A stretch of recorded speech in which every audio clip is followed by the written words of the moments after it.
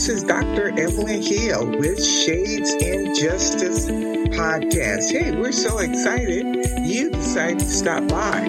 Hey, you can catch us every Wednesday evening, 8:30 Central Standard Time or 9:30 Eastern Time. We want to see you right here at Positive Power Christian Radio. Again, this is Dr. Evelyn Hill with Shades in Justice podcast, a chance where you can hear about justice and injustices here in our country. Again, Dr. Evelyn Hill with Shades in Justice podcast.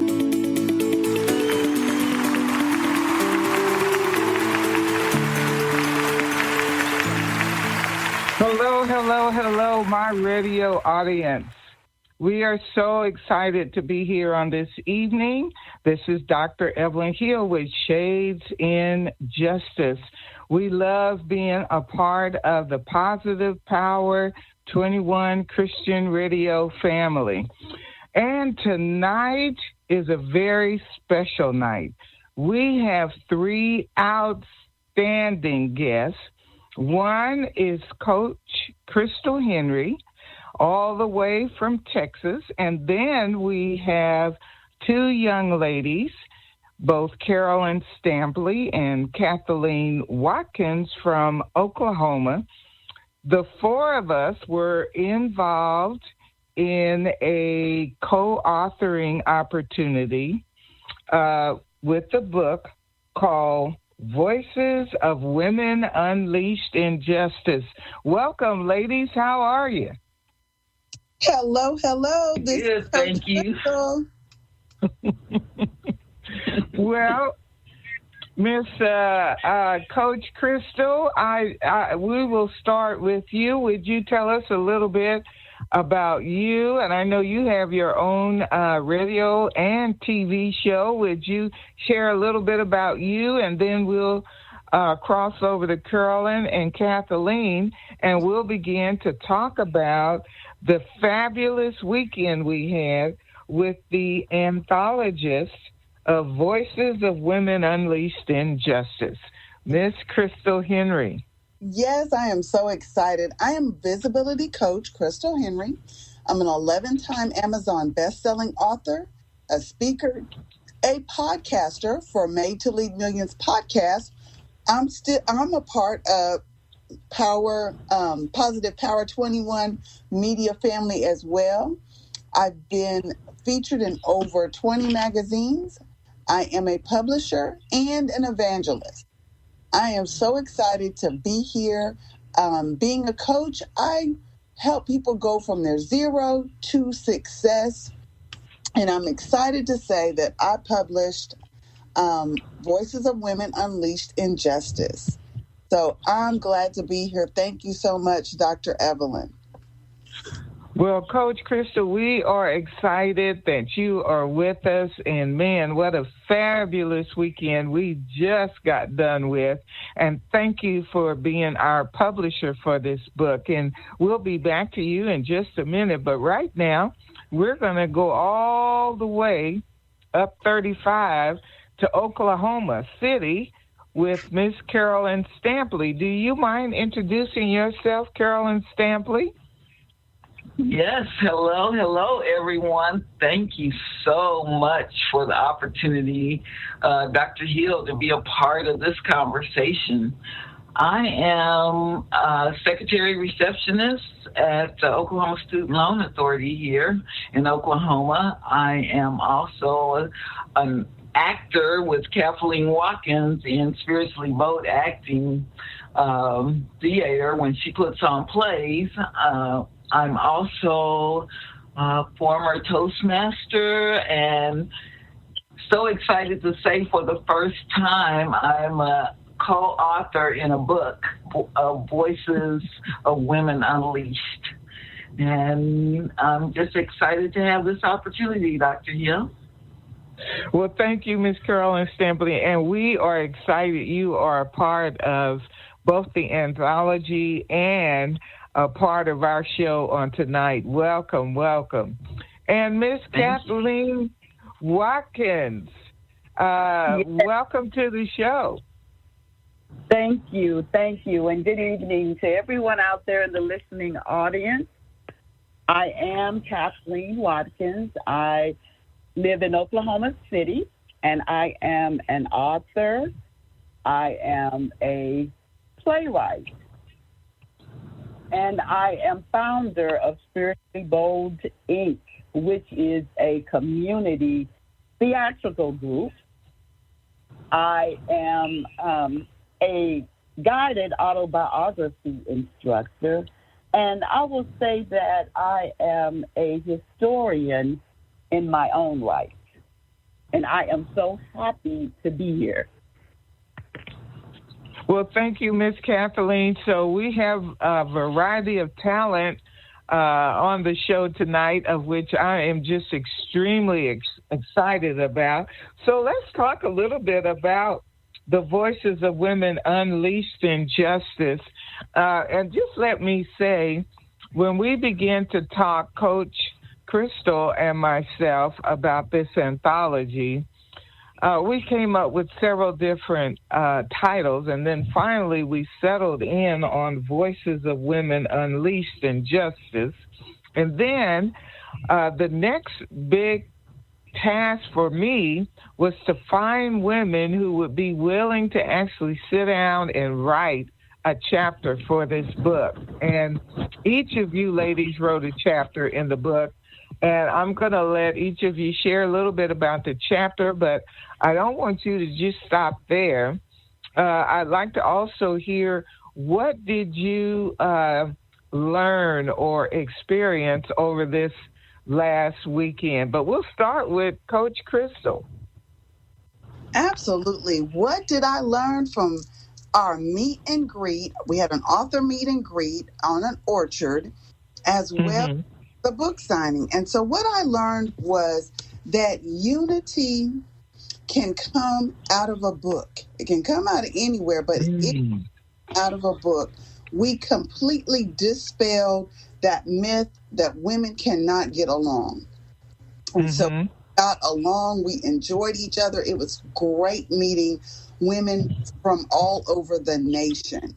It was fabulous. So unity, and then we were able to build a community. Everyone kept saying, I don't want this to be the only time we meet up. I want to do this again. What can we do? And so we created unity and community out of this book. Wow. Thank you, Coach. That's exactly what happened. And even in our planning, we never really discussed that. You know, we didn't discuss, okay, we're going to make this something where we unify and we become a community. That was never in the discussion, but somehow that happened. So we appreciate the Lord for having mercy on us, and that's exactly what happened. Miss Stampley? Yes, ma'am. Well, what did I learn? I want to say I learned that when women get together, it's like we have a superpower. You know, it's just such a bonding and such a time of togetherness. And I just loved every moment of it through our sharing and hearing each other's stories and what we've been through. It was just so powerful, the bonding that we had when we came together. I guess one of the other things is when we came together, I felt like a celebrity. Actually, I was like, we came together, and Dr. Hill and Coach Krystal had put things so together for us. You know, we walked in, as soon as we got in town, we had to get dressed. We had to whisk ourselves off to the cider apple orchard where we would all meet. And it was just wonderful. When you walk in the door, you could smell the food cooking. They had prepared wonderful food for us and just treated us with excellency. So I really appreciated the whole experience of, and that's what I learned. When we come together, it's just such a wonderful, wonderful experience, Dr. Hill. Well, thank you, Carolyn. I'm so excited that you smelled the food when you walked in the door, and I'm also excited you felt like a celebrity.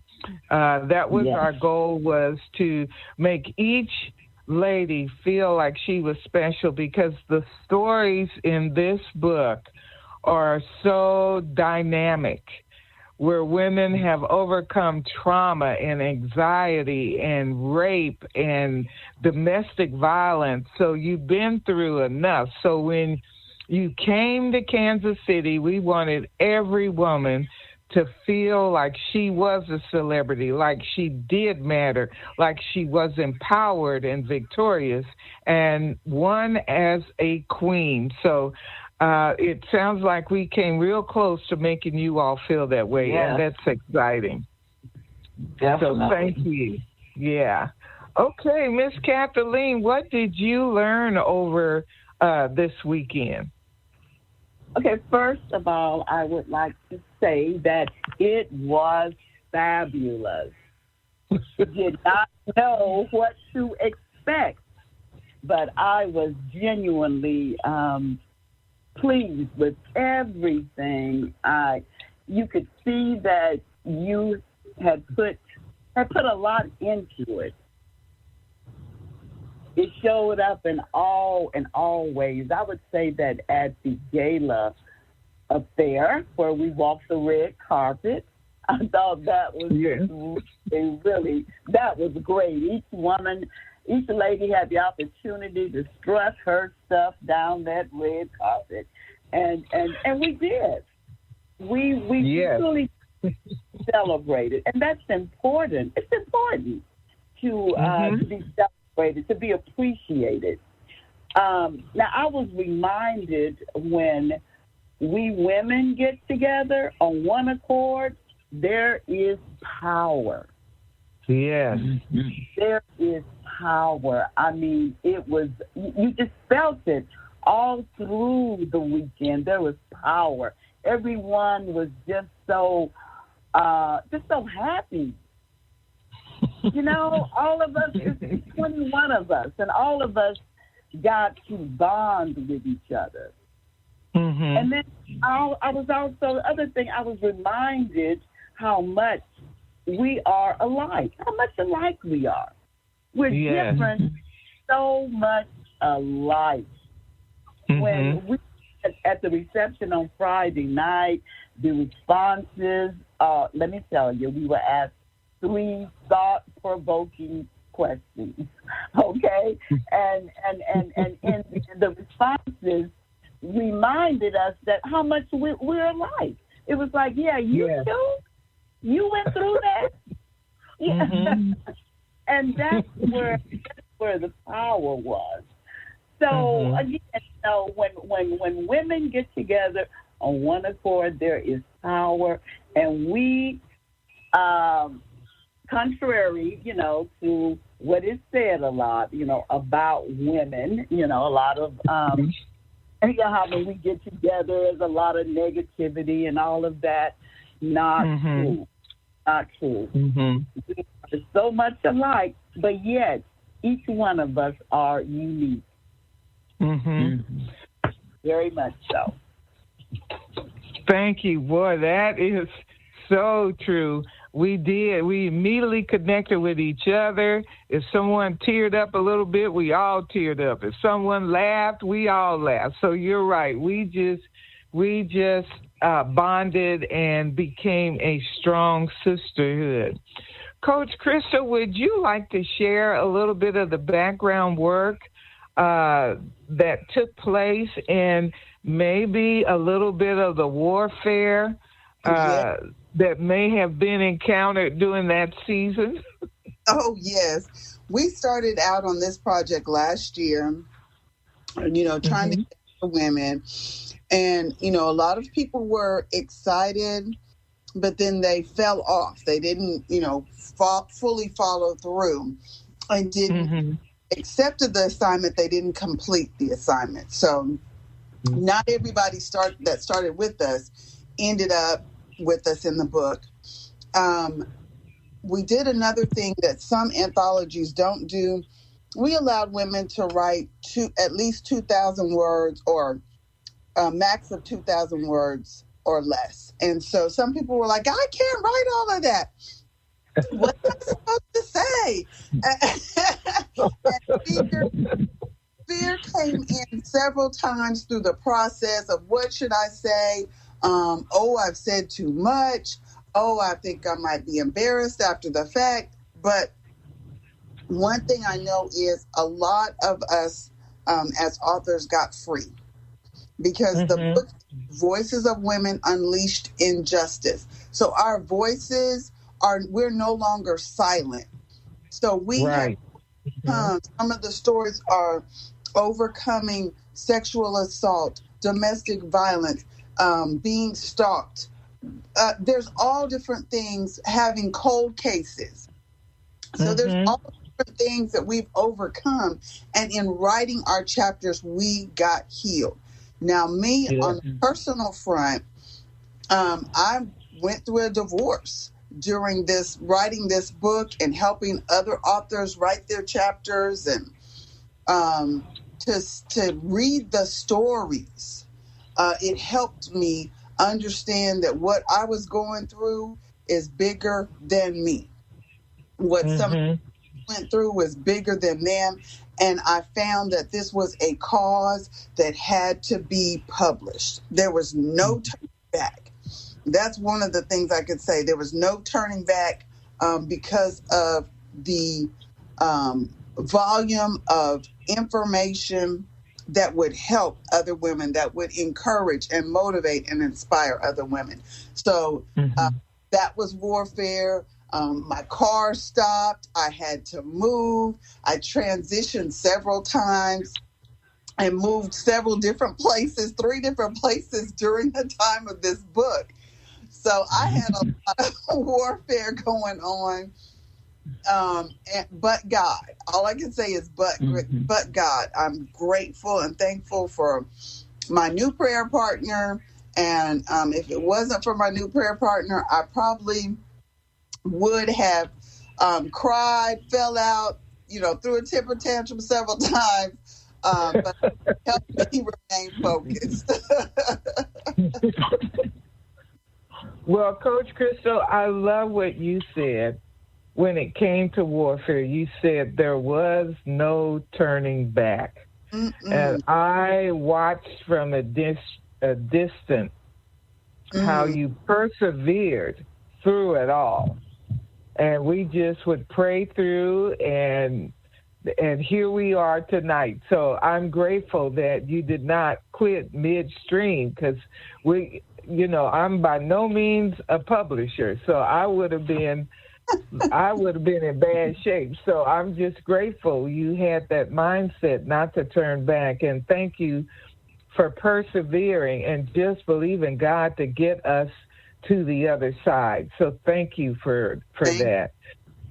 Yes, you were pretty awesome. All through the 4th of July holiday, you were working, trying to get stuff ready to get published. We had some tight deadlines. You went out of town for the 4th. I went out of town.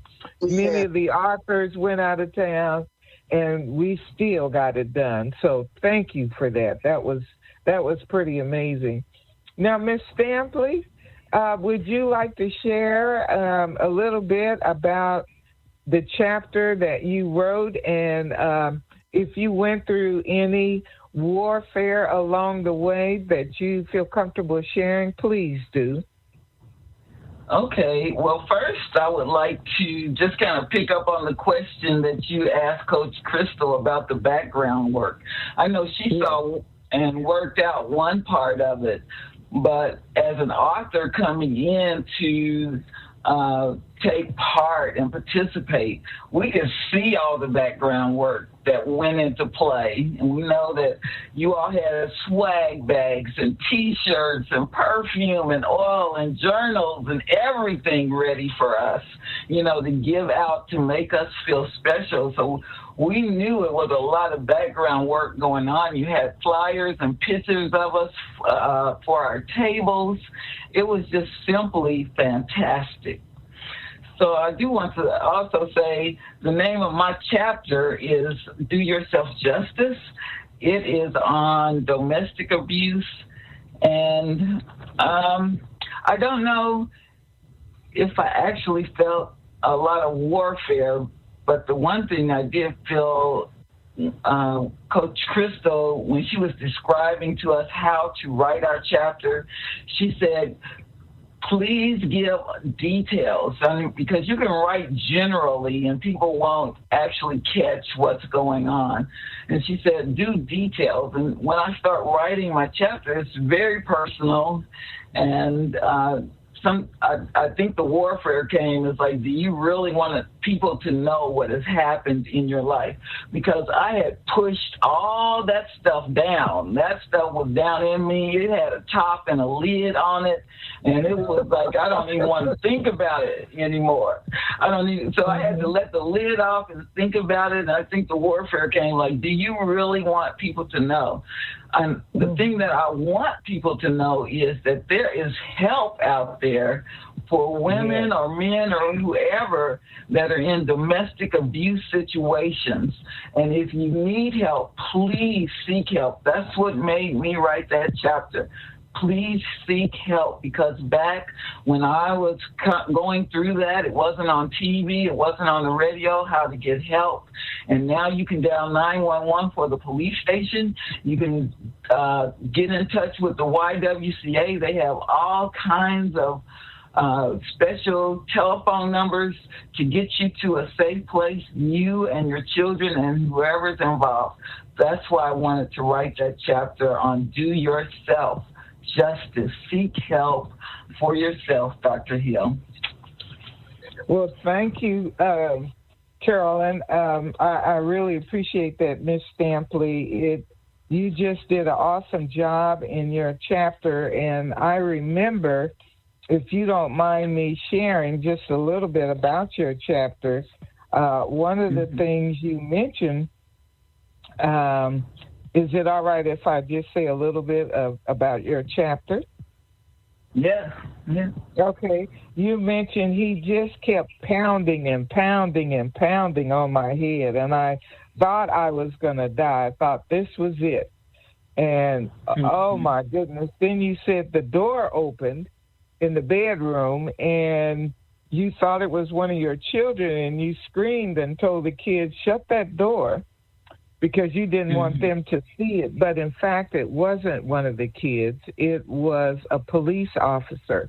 And you had finally told your children that if this happens again, call the police. And so your children did that. So you empowered your children and you empowered yourself. So thank you so much for sharing your story. That was an incredible chapter. I remember when I read your chapter, tears began to come down my eyes because I did not know that these were some of the things that you had suffered. You are my blood sister, and I just didn't know. I knew you had been through some kind of abuse, but I didn't know it was like this. And so thank you so much for having the courage to share your story. What a phenomenal story. Thank you for the victory in your life and being able to encourage others to do yourself justice. I believe you said during our weekend, you said we do for everybody else, for our kids, for the church, the neighborhood. How about taking care of yourself? So thank you for that, Carolyn. Yes, you're welcome. Kathleen. Oh, go ahead, Carolyn. No, that's it. Okay. Miss Kathleen, would you like to share a little bit about your chapter? I would be delighted, and I want to preface it really by sharing the process of my writing it. When I was presented the opportunity to be a part of this anthology, I was actually in the middle of writing a play on Ralph Ellison. And among other things. And I'm thinking, oh, man, how am I going to... I'm writing this play. Now I got to write this. Oh, my God. But, I like a challenge. Mm-hmm. I like a challenge. And I'm saying, I can do this. I can do this. I can do all things through Christ who strengthens me. So after I decided what I was going to write, that was also a process. I decided on writing about history, in that the importance really of us knowing our history. And when I say our history, I am speaking of African American history. And I feel like I know that I have a message, and I wanted to get that out, not only let's say as a narrative, but also sharing little stories in it, the things that I went through when I didn't know my history, and I call that time when I was asleep. And then when I finally awakened and I realized, oh my God, oh, this is so good. This is so good. I love my ancestors. It's important for us to know where we came from. And it's important for us to know what our ancestors did, because this is how we identify and connect. And we all know that African American history has been challenged and or erased. Yes. But this is not included in American history. And that, my friends, is a terrible injustice. And so I wanted to share that with the readers, and so that maybe someone would be inspired, if they didn't know their history, to begin to learn it. And once they learn it, then to share it. I always say each one teach one. And because, in my, as a playwright, I write African American history plays exclusively. And I'm also co-founder of The Link, which is a history discussion group where a group of people come together and we study and learn our history, which has just been amazing. So, and I'm just going to finish by quoting Marcus Garvey, one of my favorite quotes. He says that, yes, and by the way, I'm chapter 3, and the title of my chapter is War on Truth. So Marcus Garvey says, the people without knowledge of their history, of their culture or origin, is like a tree without roots. Now, put that in your pipe and smoke it. Thank you.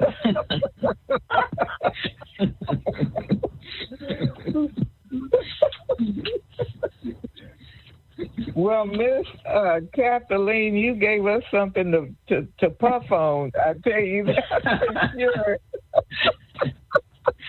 A tree without roots. Wow, that, if you just visualize that. And I remember just lately we had some severe weather here in Kansas City, and I walked by a couple of areas where the trees were totally out of the ground, but the roots were still on the trees, even though the roots and everything were out of the ground. But to think of a tree without roots, it can't stand, it can't grow, it can't do nothing.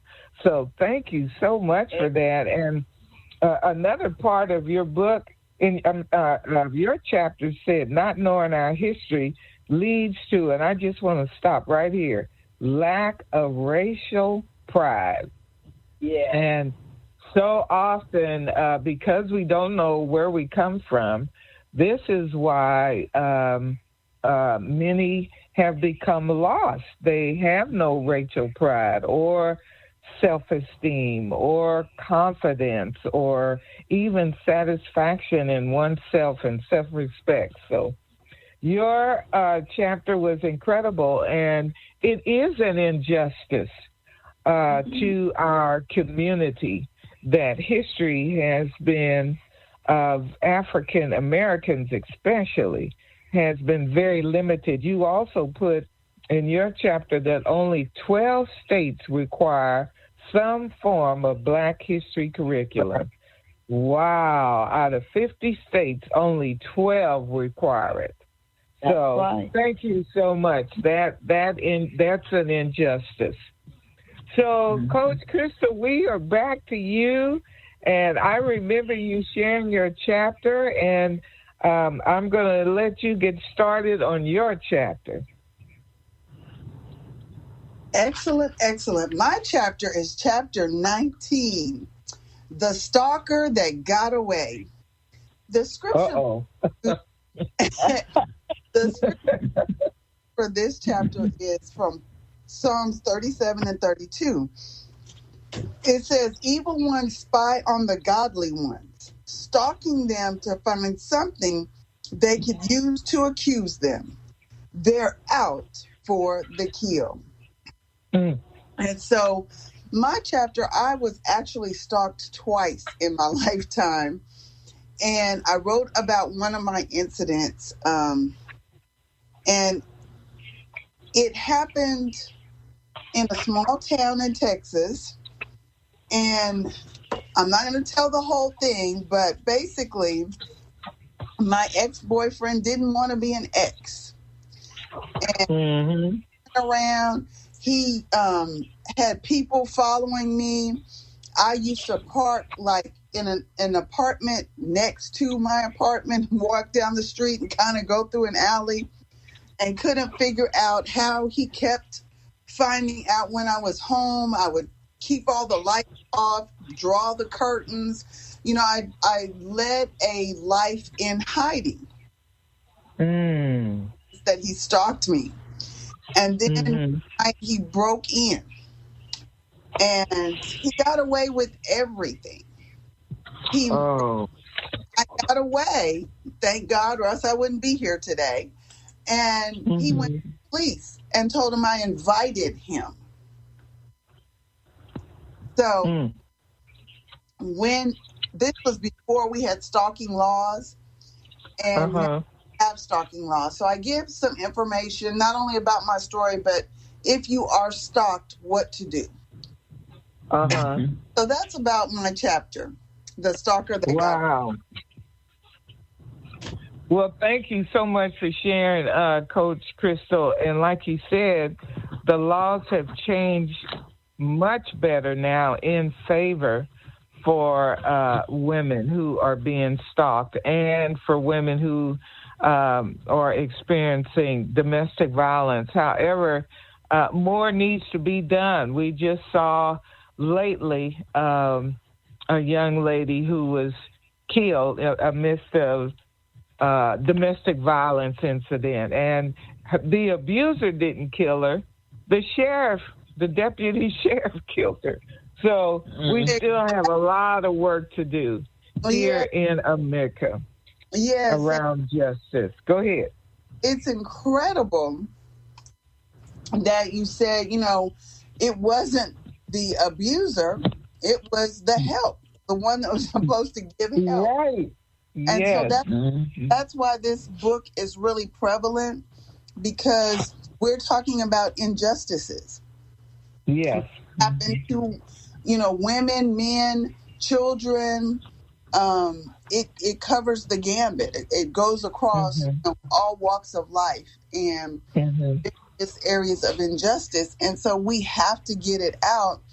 And in bringing forth this book, people began to ask about a volume 2. So for those listeners out there interested in being in volume 2, stay tuned, be on the lookout, because if you have a story of injustice, if you would like your voice to be unleashed, well, connect with Dr. Evelyn. Yes, well, thank you, Coach Krystal, for sharing your story. And I want to share another lady's story in the book. And the name of her chapter was called Just Ice. because justice is spelled just ice. And I'm just going to read this little short piece. She says, I will never forget that morning. It was Friday at 8 a.m., and two people came to the front door. Without asking their names or who they were, I opened the door and invited them in. It was U.S. Immigration and Customs Enforcement, ICE, claiming to be looking for someone else until they asked my mom what her name was and where she was from. I saw my mother being arrested and taken in a black SUV. I felt extreme sadness because I thought I would never see my mom again. I was 16 years old, and I found myself calling different law offices that might be able to help to assist in releasing my mother from ICE detention. Whoa, that blew me away. All the stories were so different, and this was another injustice. The family losing their mom like that. Oh, my goodness. So this book is just amazing. The authors were amazing. And as you heard, Coach Krystal and Carolyn Stampley and Kathleen Watkins, oh, my goodness, what an amazing collection of stories that are in this book. And I love what you all have said. You are victorious. You are free. You've been delivered. You've gone through trauma, and now you're trying to help others. And doesn't that sound a lot like what we're supposed to be doing as Christians? Any comments on that? Absolutely. Absolutely. Yeah. They're overcome by the blood of the Lamb and the word of our testimony. So this book is full of testimony from these great authors. Absolutely. There's another chapter called Miscarriage of Justice. And this was a young lady who was 8 months pregnant. She was pulled over by the state trooper because there was a warrant out for her arrest. She never got the warrant. She didn't know there was a warrant out for her arrest. They had sent it to the wrong address.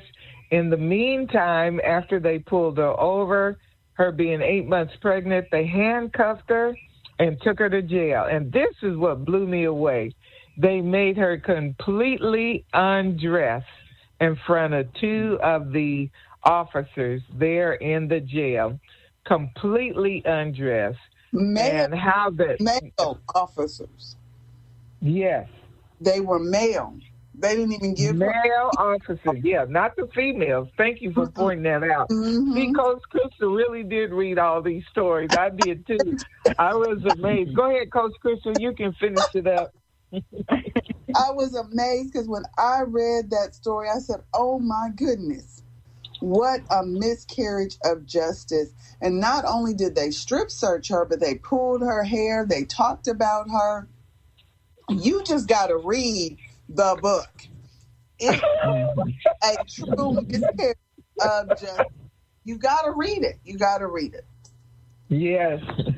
It's absolutely a very unusual book. And I had one young lady tell me they started to read the book, but they weren't really that interested.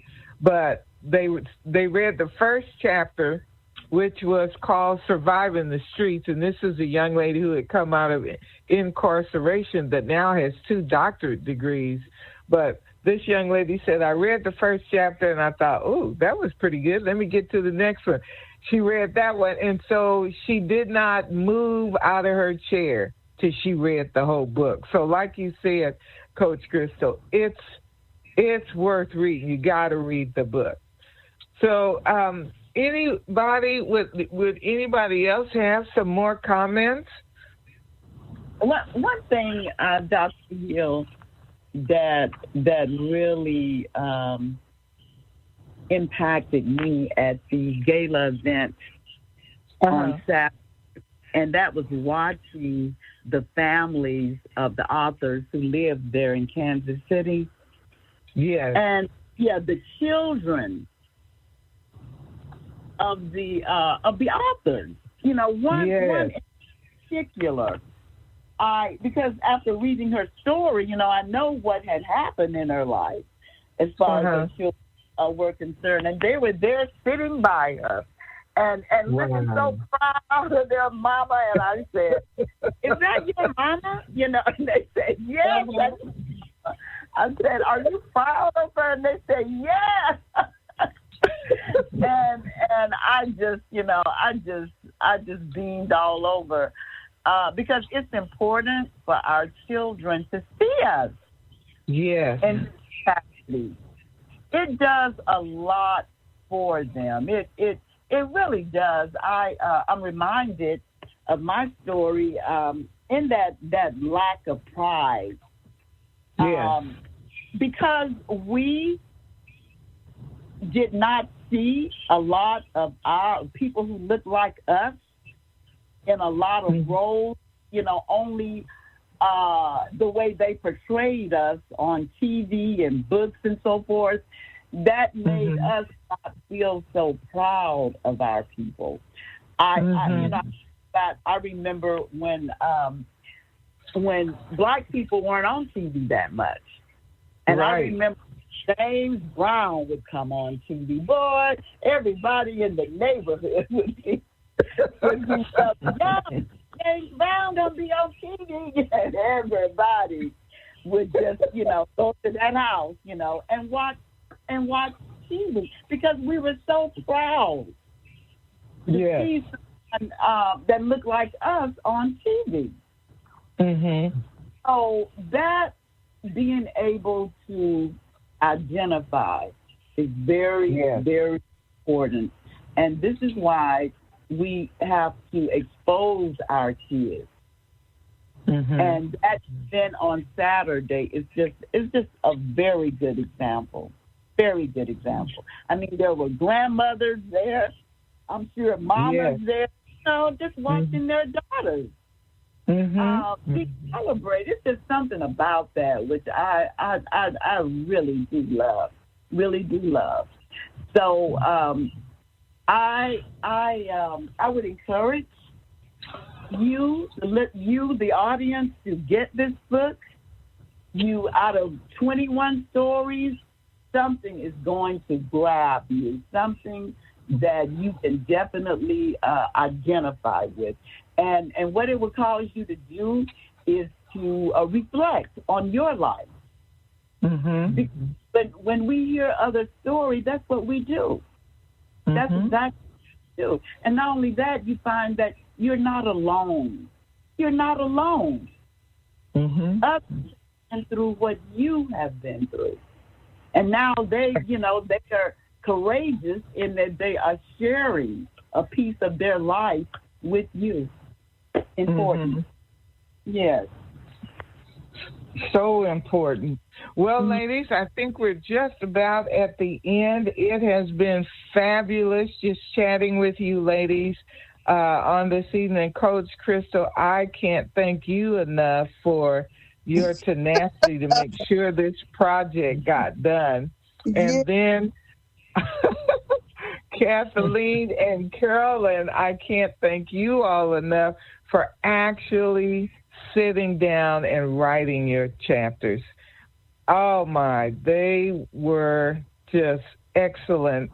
Your skill sets in writing was so impressive, and I'm just grateful that the Lord allowed us to work together to put together Voices of Women Unleashed in Justice.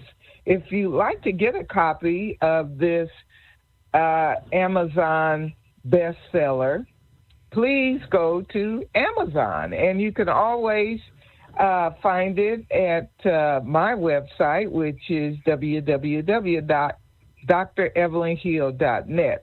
So good evening. Until next time, this is Shades in Justice. Bye-bye. Bye. Bye.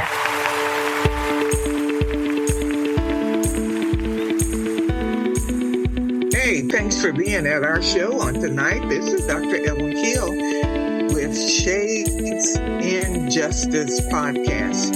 Another great evening to be alive. Hey, this is Positive Power Christian Radio. Dr. Evelyn Hill with Shades in Justice podcast. Hey, see you next time.